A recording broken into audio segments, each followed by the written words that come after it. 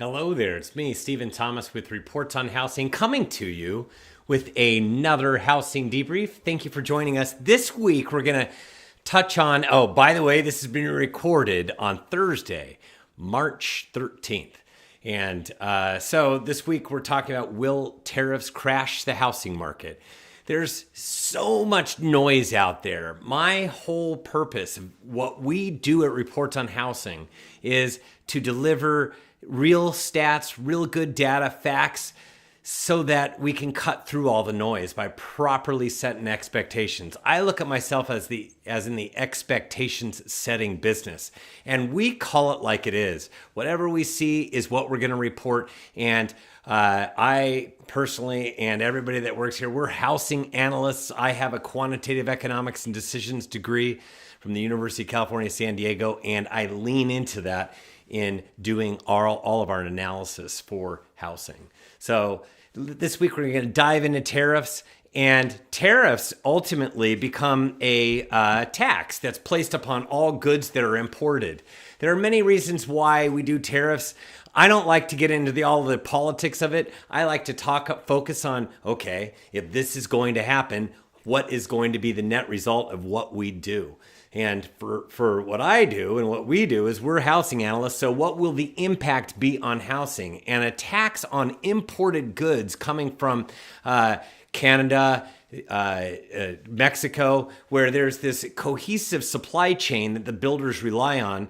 And they even get appliances and products and different things like that from China and all over the world. But so as these different tariffs come in, it's going to put a tax on how much these the goods cost that they bring in. So it's definitely where it's going to affect are the new home builders. You can see that in looking at all the numbers and the data and the analysis. It's they're trying to put together a product, develop these brand new homes, and turn over the keys. Everybody likes a brand new car. They like everything new. New homes has that new home smell. Everybody wants that kind of a thing when they're looking for houses, but that does not necessarily mean that that's what everybody gets. There's a lot of used cars that are sold out there, and there's a lot of residential resale, and we'll get into what the different percentages are of the various closed sales of residential resale and new. That the blue in this is the total number of closed sales on a monthly basis, and no seasonal averages. That's why it's jagged. And you can see here that the blue is residential resale. The orange are brand new homes on a monthly basis. So when you peel it back, there you go. There's brand new homes are a small percentage of the overall picture of all homes combined. They're about 25% of closed sales when you look at the number of closed sales for new homes compared to the number of sales for residential resale. So they're a bigger piece of the overall pie, and that's because if you look at this, the last couple of years, we really have had a diminished number of homes that sold. So new homes used to be a smaller percentage of all closed sales, but once we moved towards the higher rates, and there was this distinct advantage for home builders to offer large amounts of money to bring interest rates down to lure a lot of buyers to purchase, because that is really motivating on the buyer side of things. So as far as new homes, there's a lot that goes into building a new home. You've got all the lumber that's coming from Canada, and right now it's been talked about where it's 25%, could be a 50% tariff, that type of thing. We'll have to see where everything lands, and we get a lot of the drywall products too from Canada and other areas. So a lot of this stuff is imported, and a lot of the various goods, it's not just lumber, it's not just drywall. There's a lot of different goods that are actually imported in the building of a home. And you go to National Association of Home Builders, and this is what their estimates are, that in 2024, they estimated that there was $204 billion of builder materials. And as far as the imported building materials, materials, it was $14 billion. So it is a big chunk of the overall building materials. So 14 out of the 204. Now, if you added a 25% tariff on those $14 billion, that's $3.5 billion. Now, they did the math, and then they, of course, got this out there. They did press releases on this, and tariffs would add about $10,000 to the cost of the average new home. That's what NHB has stated. So about $10,000 extra for every home. And this is just getting into tariffs. This has nothing to do with employment and undocumented workers and things like that. That too, if that became an issue, it could add to the overall cost of new homes as well. In building it, it's the labor and it's all the materials. And of course you have land value. So at the end of the day, you have to make a profit. So that's why they will be charging more. And you can see, where has this impacted? You can see it's really impacted stocks of new home builders. And you can see this right here on the right-hand side. This is year to date, what's happened to home builders. It started doing really well, and then it has been kind of on a free fall recently because of all of the tariff talks with especially Canada and the amount of lumber that they get from Canada. And as far as residential resale is concerned, how are the tariffs going to affect residential resale? First, I would like to welcome in our sponsor, and our sponsor is Rock Title. Rock Title Agency and Rock Title Agency West, a solid foundation built on trust. You can find Rock Title in Nevada and Arizona, and Rock Title, they're revolutionizing the closing experience. They are founded with a vision. That's Rock Title set out to redefine the title and escrow experience by focusing on efficiency, innovation, and top-tier service. And they have an absolute commitment to people. They prioritize their team development, fostering a culture that really empowers everybody that works there to thrive. And they have an innovative approach, embracing new technologies, forward-thinking strategies, allowing them to be to challenge industry norms. And what sets Rock Title apart from the industry, they have exceptional service. They have very efficient technologies. They have the competitive rates, comprehensive resources, and they have a Rock University as well. And building strong relationships with both clients and agents. They have service and relationships are what they focus on.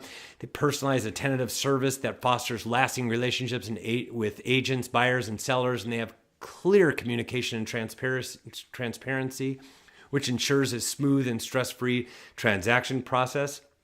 And they have empowering agents, providing the resources and tools to help agents deliver top-notch service to their clients.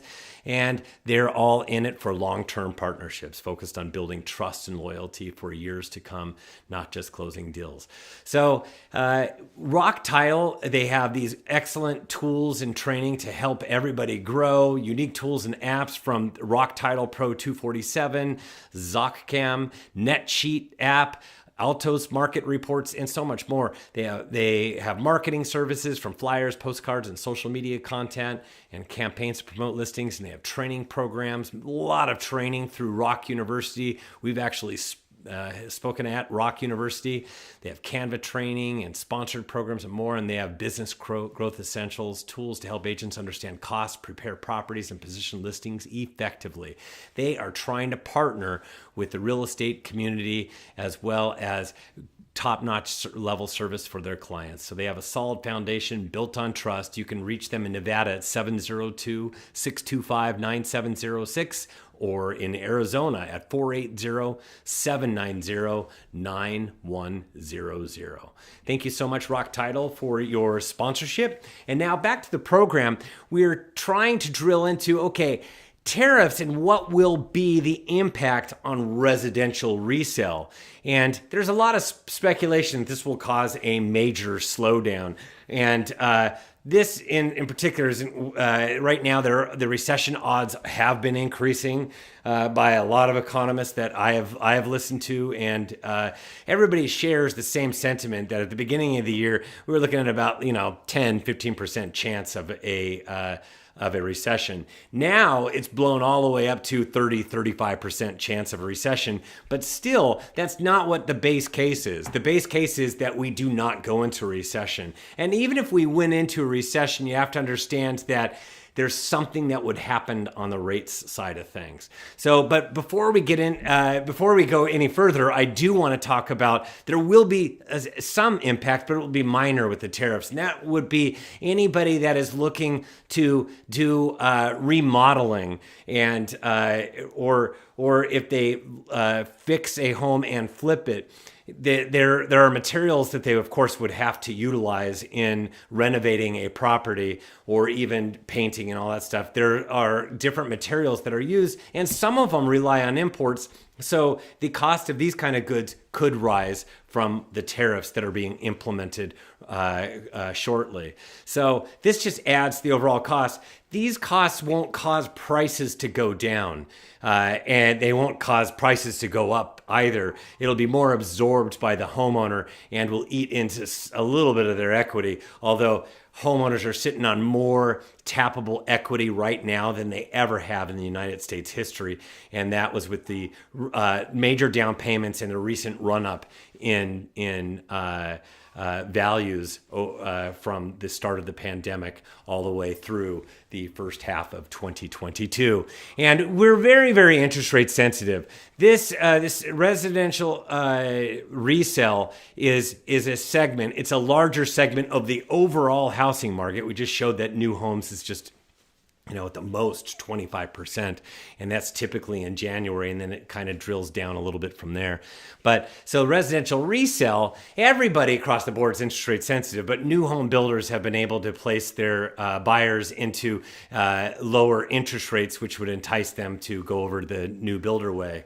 But now that home prices could be elevated, now they're going to be competing a little bit more with residential resale because they want that, they don't want to be they're going to watch their profits diminish a little bit. So as a result, they would have to raise prices in order to meet Wall Street's demands, things like that. So that's why they're having a problem on Wall Street. But the overall market is very interest rate sensitive. And recently, we have finally got underneath of 7%.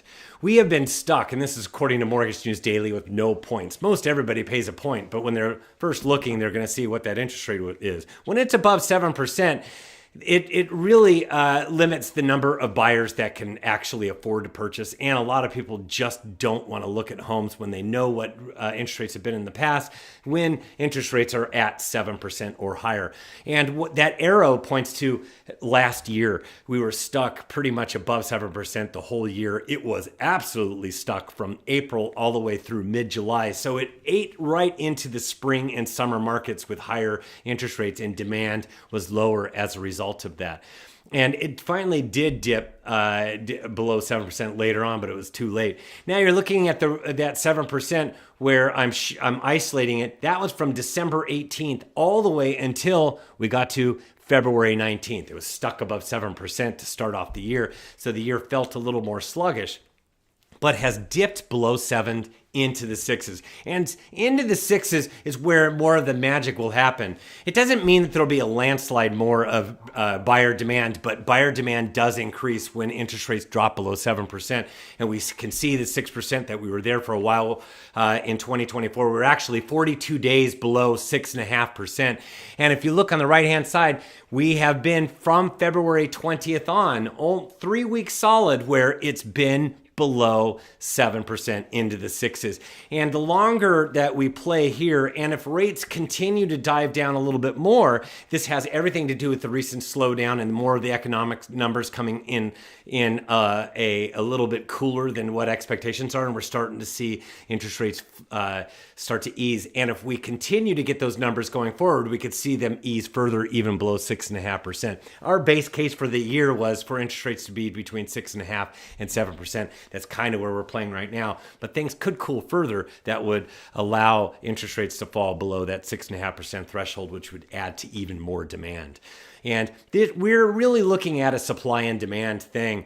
And the overall number of homes that are on the market across the United States is very elevated compared to last year. And I'm showing it on the very right-hand side where we say supply scarcity. Each one of those mountains, each peak is a year. So each one of those is a year. And I'm pointing to 2024. And you can see much higher than 2023, the year before it, but not even close to where we were prior to COVID, or even prior to back in the day when our population was a lot less. This thing goes all the way back to 1982, and I'm pointing right here to the supply glut where there were 4 million homes, and that was during before the Great Recession in 2006 and even after 2007 and 2008.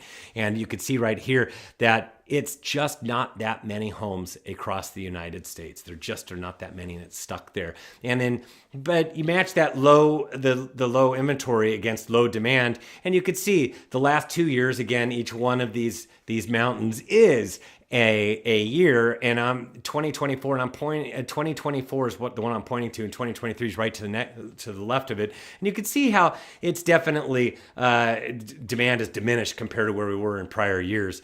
And this thing even rolls all the way back to the 04, 05, where you could see there was a lot of demand back then. So with funny money and things like that. But this is 2023 and 2024, and you can see that there's just not a lot of demand. So you have low inventory matched up against low demand. And as a result, it's still, even with these higher rates, this is Freddie Mac's house price index. This is the annual number. If you look at each month, year over year, and this is January 2025 over January 2024. And you can see that it continues to rise. It slowed down a little bit in 2022, and that's because we had a real issue with rates that were zooming from 3.25% all the way to above 7% during the same year, and that really seized the amount of demand in the marketplace. But really, when you go back in time, where was the only time where we saw values really come down?